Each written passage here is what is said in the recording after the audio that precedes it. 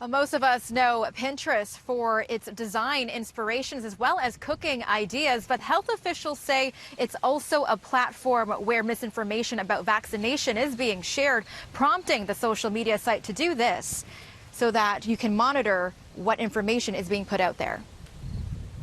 Type in the word vaccine. This message saying the topic often violates Pinterest community guidelines pops up.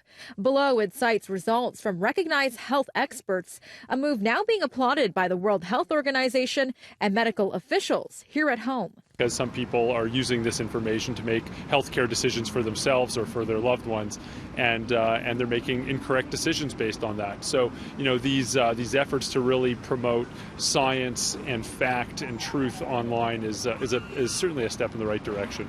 This after social media companies face scrutiny over how they monitor their content online. Health officials say the increase of misinformation about vaccines that is being spread online could be to blame for the resurgence of vaccine-preventable diseases. Currently in Canada, we're in late August of 2019, and there's been about 88 cases of measles in Canada so far this year. If we compare this to 2018, there was only about 29 or 30 cases in 2018. So we're certainly significantly higher than we were last year. Social media researcher Melody Song says this was a long time coming. Her research finding 70% of searches on Pinterest are related to the spread of misinformation surrounding immunizations. They've been the #1 reason that people still quote or share images of anti-vaccine messages. So it's a brave move for them. A move other social media platforms like Facebook and Instagram have only tiptoed around by reducing anti-vaxxer messages on their user feeds, but not banning the spread of it altogether. What I think is that they've taken a good initiative and not ban anti-vaccine message for the reason that there's also a concern that it's blocking freedom of speech. And that's a very sensitive area that I think different companies and platforms, based on their policies, will try to think differently about.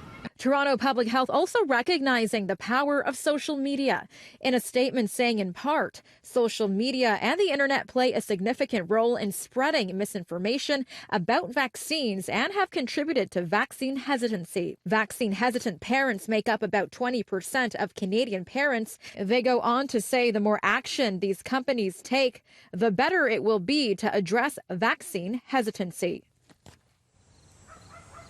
Now, we reached out to Facebook. They say they have nothing to say at this time. Now, in April, Toronto Public Health, they addressed vaccine hesitancy in a report to the Board of Health. That report had recommendations and a review, and they'll be using social media platforms as well as search engines. It will be brought forward to City Council at the end of the month.